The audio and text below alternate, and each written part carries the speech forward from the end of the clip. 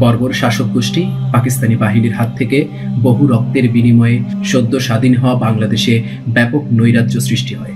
খুন, ধর্ষণ, ছিনতাই, রাহাজানি, দুর্ভিক্ষ 7 কোটি বাংলাদেশের জীবনকে নরক বানিয়ে ফেলে। শেখ মুজিবুর রহমান তার ক্যারিশমেটিক নেতৃত্বের কারণে বাঙালিকে স্বাধীনতা সংগ্রামে উদ্বুদ্ধ করেছিলেন। কেবল তাকে ভালোবেসেই 71 অসংখ্য বাঙালি মুক্তিযুদ্ধে ঝাঁপিয়ে পড়েছিল।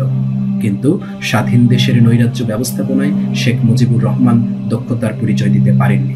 উল্টো তার বহু নিকটাত্মীয় এর বিরুদ্ধে ক্ষমতার অপব্যবহার ও লুটপাটের অভিযোগ ওঠে।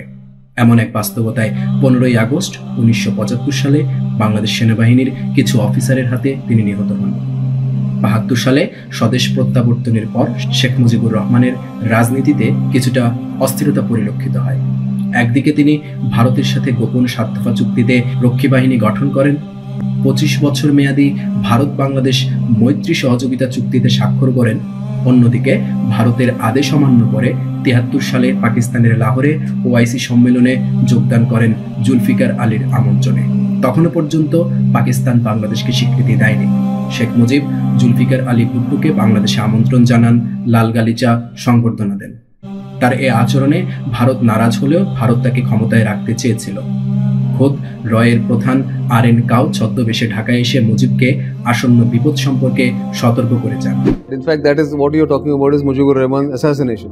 In fact, RNW was getting very, I would say, critical and confirmed inputs that Mujib's life was in danger by some of the army officers in the Bangladesh army in 1975. He in fact personally went to brief Mujib. He also told Mrs. Gandhi about this. কিন্তু শেষ রক্ষা হয় না। শেখ মুজিবুর রহমান নিহত হওয়ায় cow প্রচন্ড মানসিক আঘাত পায়। এমনকি ইন্দিরা গান্ধী সিদ্ধান্ত নিয়েছিল বাংলাদেশে সামরিক হস্তক্ষেপ করার, যদিও পরবর্তীতে সেটা আর বাস্তবায়িত হয়নি। 15ই আগস্টের পর বিপ্লব আর প্রতিবিপ্লবের পটভূমি ক্ষমতায় বসায় জিয়াউর রহমানকে। জাতীয়তাবাদী এবং ভারত বিরোধী হিসাবে পরিচিত ছিল মুক্তিযুদ্ধের জেড ফোর্সের কমান্ডার জিয়া। এই পরিবর্তিত অবস্থায় বাংলাদেশে তার স্বার্থ রক্ষায় নতুন এক চ্যালেঞ্জের মুখোমুখি হয়। পরিস্থিতির দাবি মেনেই বাংলাদেশের আনাচে কানাচে তার চক্রান্তের জাল বিছিয়ে দেয়। শুরু হয় বাংলাদেশে ভারতীয় কুখ্যাত গোয়েন্দা সংস্থা রয়ের আগ্রাসী দ্বিতীয় অধ্যায়। বাংলাদেশ এবং ভারত বন্ধু প্রতিম দেশ। বাংলাদেশের সাথে ভারতের রক্তের সম্পর্ক, এমন কথা বরাবরই শোনা যায়। Our relations are set in blood. আমাদের সম্পর্ক রক্ত সম্পর্ক।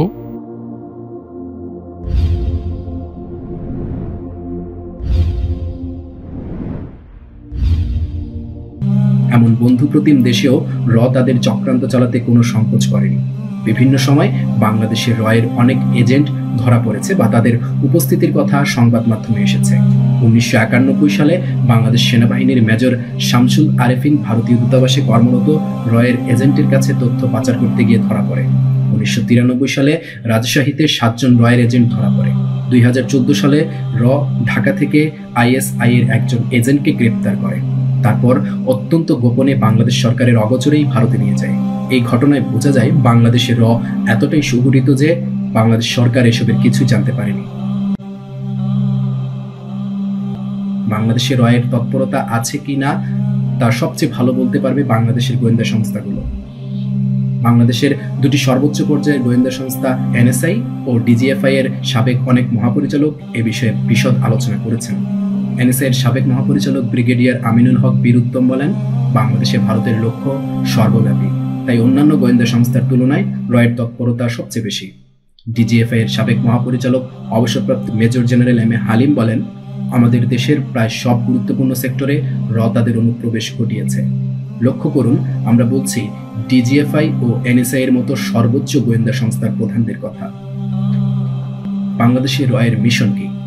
চলুন তাদের কাছেই জানা যাক, যারা এই বিষয়ে সবচেয়ে অভিজ্ঞ, যাদের বছরের পর বছর কোটি কোটি টাকা খরচ করে গড়ে তোলা হয় এই বিষয়ে অভিজ্ঞ হওয়ার জন্য।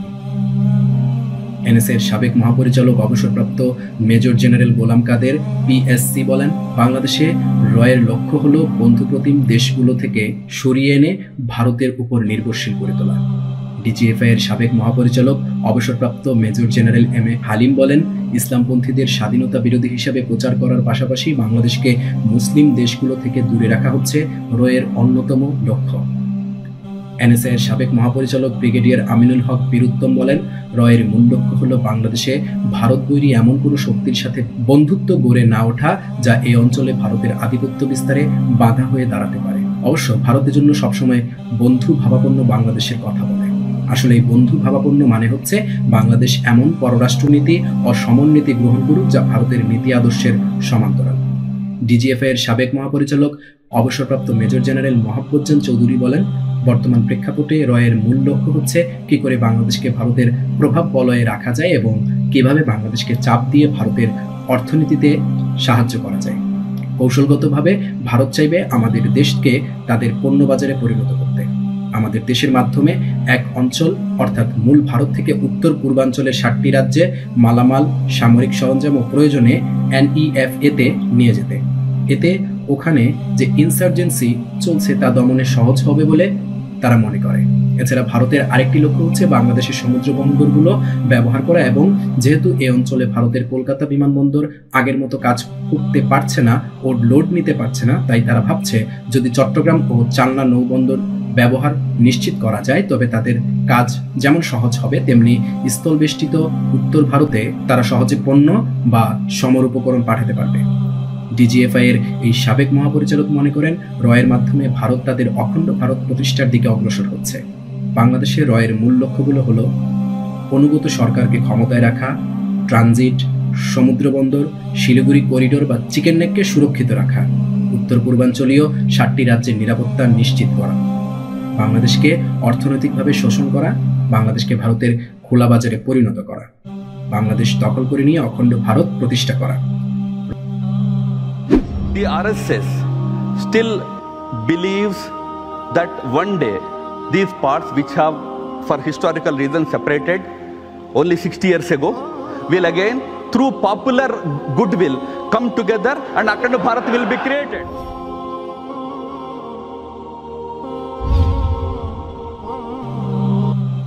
কোথায় বসে আছে র? ভারতীয় সাংবাদিক অশোক রায়না রচিত ইনসাইড র বইটি রয়ের উপর একটি প্রামাণ্য গ্রন্থ। এই বইয়ের 77 নম্বর পৃষ্ঠায় বলা হয়েছে, বছর কয়েক পর প্রেসিডেন্ট জিয়াউর রহমান ভারত সফরে আসেন। প্রধানমন্ত্রী ইন্দিরা গান্ধীর সাথে সৌজন্য সাক্ষাৎকালে রয়ের প্রধান RN কাউ সেখানে উপস্থিত ছিলেন। ইন্দিরা গান্ধীর এক প্রশ্নের জবাবে জিয়া কাউকে উদ্দেশ্য করে বলেন, যতটা না আমি জানি তার চেয়ে বেশি এই ভদ্রলোক জানেন আমার দেশ কিভাবে চলছে। এটাই ছিল রয়ের ক্ষমতা সম্পর্কে প্রেসিডেন্ট জিয়ার উপযুক্ত স্বীকৃতি। এনএসআই এর সাবেক মহাপরিচালক ব্রিগেডিয়ার আমিনুল হক বীরুত্তম বলেন, আমার অভিজ্ঞতা বলে এমন কোনো ক্ষেত্র নেই যেখানে র হাত বাড়ায়নি। রাজনৈতিক, সামাজিক, অর্থনৈতিক, বাণিজ্যিক, সাংস্কৃতিক সেক্টর ছাড়াও সামরিক এমনকি ধর্মীয় পর্যায়েও র থাবা বসিয়েছে। ডিজিএফআই এর সাবেক মহাপরিচালক অবসরপ্রাপ্ত মেজর জেনারেল M.A. মতিন বীর প্রতীক বলেন, র সর্বপ্রথম অনুপ্রবেশ করেছে সংস্কৃতির মায়াবী পথ ধরে, তারপর ক্রমশ শাখা প্রশাখা বিস্তার করেছে শিক্ষাঙ্গনে এবং কালক্রমে তার ব্যাপ্তি ও প্রসার ঘটেছে আমাদের রাজনীতি ও অর্থনৈতিক অঙ্গনে। ডিজিএফআই এর সাবেক মহাপরিচালক অবসরপ্রাপ্ত মেজর জেনারেল M.A. হালিম বলেন, উল্লেখযোগ্য সেক্টর হচ্ছে মিডিয়া, শিক্ষা, সংস্কৃতি, শিল্প, বাণিজ্য খাত। অতি সূক্ষ্মভাবে র এসব সেক্টরে অনুপ্রবেশ করে এবং ধীরে ধীরে সকল পর্যায়ে প্রভাব বিস্তার করে। ডিজিএফআই এর সাবেক মহাপরিচালক অবসরপ্রাপ্ত মেজর জেনারেল মহাব্বতজান চৌধুরী বলেন, আরেকটি দিকে র বিশেষ নজর দিয়ে থাকে, এটি হলো সংবাদ মাধ্যম ও পত্রিকার কলামিস্ট, কারণ জনমত গঠন ও প্রভাবিত করায় কলামিস্ট ও সাংবাদিকদের ভূমিকা রয়েছে। তাই এই সেক্টরে র বিশেষভাবে তৎপর। বাংলাদেশের সামরিক বাহিনী, পুলিশ ও গোয়েন্দা বাহিনীতেও অনুপ্রবেশ ঘটেছে রয়ের। এনএসআই এর সাবেক মহাপরিচালক অবসরপ্রাপ্ত মেজর জেনারেল গোলাম কাদের PSC বলেন, সশস্ত্র বাহিনীর পাশাপাশি র যে বাংলাদেশের ইন্টেলিজেন্সেও প্রবেশ করেনি তা নয়।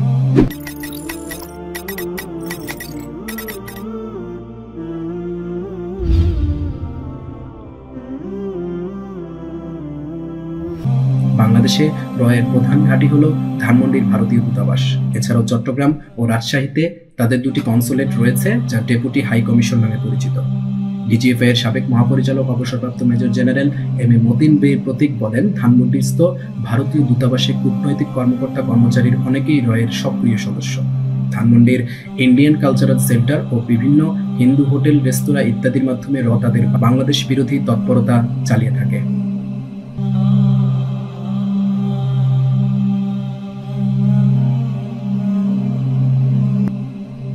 কারা রয়ের এজেন্ট?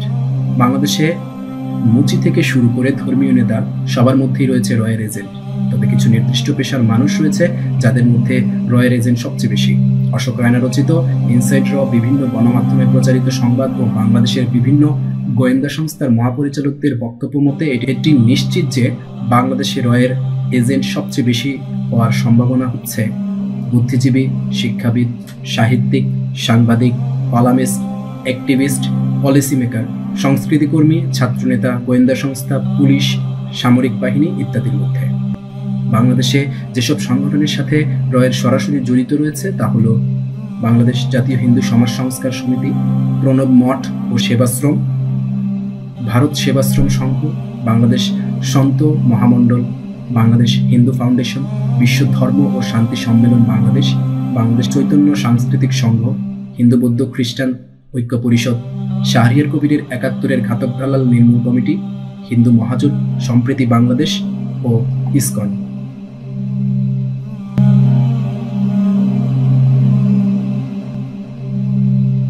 আওয়ামী লীগের সাথে রয়ের বিশেষ সম্পর্ক। র তথা ভারতের পছন্দের সরকার আওয়ামী লীগ সরকার। ভারতের গোয়েন্দা সংস্থা অবজারভার রিসার্চ ফাউন্ডেশন বলেছিল, শেখ হাসিনার নেতৃত্বে আওয়ামী লীগ ছাড়া অন্য কারো ক্ষমতায় আসাকে ভারত উদ্বেগের চোখে দেখে। ডিজিএফআই এর সাবেক মহাপরিচালক অবসরপ্রাপ্ত major general M A Matin বীর প্রতীক বলেন, বাংলাদেশের প্রায় সব রাজনৈতিক দলের মধ্যেই রয়ের এজেন্ট রয়েছে, তবে আওয়ামী লীগের মধ্যে রয়ের প্রভাব সবচেয়ে বেশি। মুক্তিযুদ্ধের ৯ নম্বর সেক্টরের কমান্ডার মেজর জলিলের অরক্ষিত স্বাধীনতা পরাধীনতা বইয়ের ৪৪, ৪৫ ও ৪৮, ৪৯ পৃষ্ঠায় যা উল্লেখ করেন তার সারমর্ম হল, আওয়ামী লীগের অনেক নেতা কলকাতায় মদ, নারী, জুয়া, দুর্নীতি, লুটপাটে ব্যস্ত ছিল। বিখ্যাত চলচ্চিত্রকার জহির রায়হানের কাছে আওয়ামী লীগের নেতাদের এই কুকর্মের প্রমাণ ছিল, তাই জহির রায়হানকে গুম করা হয়। ভারতীয় কর্তৃপক্ষের কাছে আওয়ামী লীগ নেতাদের এসব কাজের প্রমাণ ছিল। পরবর্তীতে র এসব দুর্বলতা কাজে লাগিয়ে ব্ল্যাকমেইল করার সুযোগ পায়। এনএসআই এর সাবেক মহাপরিচালক ব্রিগেডিয়ার আমিনুল হক বীর উত্তম আওয়ামী লীগের এজেন্টের আধিক্যের বিষয়ে বলেন, দল হিসেবে আওয়ামী লীগকে যতটা না দায়ী করা যাবে তার চেয়ে বেশি দায়ী করতে হবে ওই দলের কতিপয় ক্ষমতা ও অর্থলিপ্সু নেতাকে, কারণ এরা মনে করে ভারতের সাহায্য ছাড়া ক্ষমতায় যাওয়া ও টিকে থাকা সম্ভব নয়। এজন্য এরা সহজেই রয়ের খপ্পরে পড়ে যায়। বিভিন্ন সময়ে আওয়ামী লীগকে জেতানোর জন্য টাকা দেওয়া, এজেন্টকে মাঠে নামানো, মিডিয়া প্রোপাগান্ডা চালানোর পরিকল্পনা করে দেওয়া ইত্যাদি বিভিন্নভাবে সাহায্য করে র।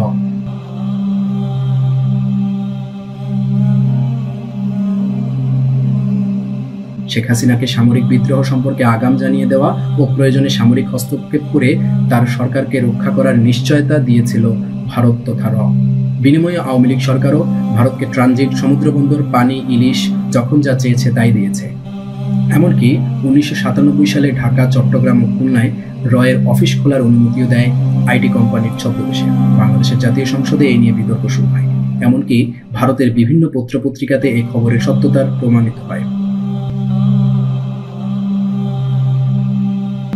৭৫ পরবর্তী রয়ের বড় বড় অপারেশন। ৭৫ পরবর্তী সময়ে র বাংলাদেশে যত বড় বড় অপারেশন করেছে তা হচ্ছে শান্তিবাহিনী সৃষ্টির মাধ্যমে পার্বত্য চট্টগ্রামকে অস্থির করে তোলা। শান্তিবাহিনী অনেকদিন থেকে পার্বত্য চট্টগ্রামকে বাংলাদেশ থেকে আলাদা করতে চায়। র তাদের আশ্রয়, প্রশিক্ষণ, অর্থ, অস্ত্র প্রদান ও আন্তর্জাতিক মিডিয়ায় প্রচার করে আসছে। রাঙামাটি ছিল শান্তিবাহিনীর ব্রেইন, হার্ট, আর খাগড়া ছিল শান্তিবাহিনীর নলের আগা। যেহেতু আমরা ত্রিপুরা বর্ডার পেতাম, আমাদের এখান দিয়ে আসতে যেত। আমার শান্তি আলোচনাটাও ইন্ডিয়ার থেকে ওনারা আসতো। আমি তো ওনাদেরকে বর্ডারে যে রিসিভ করতাম, আমি রিসিভ করেছি ওনাদেরকে, এত লুকাবার কিছু নাই। বাংলাদেশ ভারত সীমান্তে খুলনা, যশোর, ফরিদপুর, কুষ্টিয়া, বরিশাল ও পটুয়াখালী নিয়ে হিন্দু রাষ্ট্র গঠন করতে চাওয়া, এটি বঙ্গভূমি আন্দোলন নামে বেশ পরিচিতি পেয়েছিল। কল্পিত ও অতিরঞ্জিত সংখ্যালঘু নির্যাতন, তসলিমা নাসরিন ইস্যুতে বাংলাদেশকে সাম্প্রদায়িক ও তথাকথিত জঙ্গি রাষ্ট্র হিসেবে আখ্যা দেওয়া, বৃহত্তর ময়মনসিংহ অঞ্চলের গারোদের নিয়ে আলাদা রাষ্ট্র গঠন, এটি গারো আন্দোলন নামে পরিচিত। মহাজির সংঘ নামে একটি সংগঠন তৈরি করে বাংলাদেশ থেকে নির্যাতিত হয়ে লক্ষ লক্ষ মানুষ ভারতে গিয়েছে এই বক্তব্য প্রচার করে ভারত চেয়েছিল বাংলাদেশকে অত্যাচারী রাষ্ট্র হিসেবে বিশ্বে প্রমাণিত করা। বিডিআর বিদ্রোহ, বাংলাদেশ সামরিক বাহিনীকে দুর্বল করার জন্য তৎকালীন বাংলাদেশ সীমান্তরক্ষী বাহিনীর সদর দপ্তরে বিডিআর বিদ্রোহ হয়। ২০০৯ সালের ফেব্রুয়ারিতে সংঘটিত এই বিদ্রোহে সেনাবাহিনীর ৫৭ জন অফিসার নিহত হন।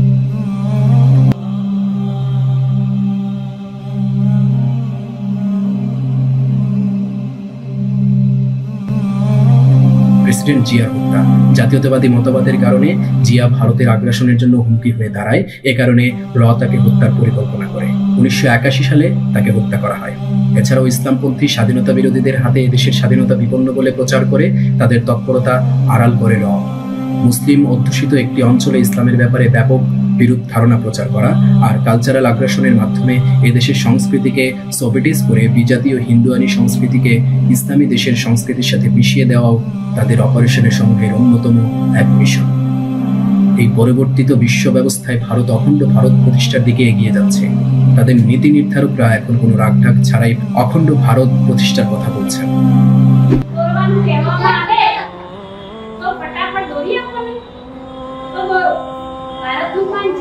તમે તમારે ચેક કરવાનું છે કે નીચેની બાબતો તમારા માનચિત્રમાં તમે દર્શાવી છે પાકિસ્તાન, અફઘાનિસ્તાન, બાંગ્લાદેશ, નેપાળ, ભૂટાન એટલે કે આ ઉપરના દેશો પણ અખંડ ભારતના જ ભાગ હતા। আপনার আমার প্রিয় দেশের স্বাধীনতা চরম হুমকির মুখে। হিন্দুত্ববাদী ভারত এই অঞ্চলে দখল নিতে চায়।